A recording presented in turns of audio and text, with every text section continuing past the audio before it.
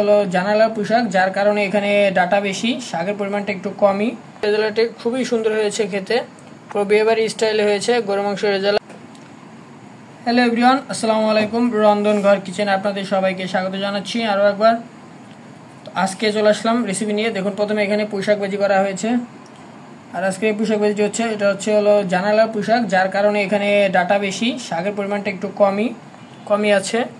তো পোশাকটা খেতে খুবই স্বাদই হয়েছে, কারণ জানালা পোশাক খেতে খুবই টেস্টি হয়। তো এরপরে চলে যাচ্ছি নতুন একটা আইটেমে। নতুন আইটেমটি হচ্ছে এই দেখুন, এটা হচ্ছে গরুর মাংসের রেজালা।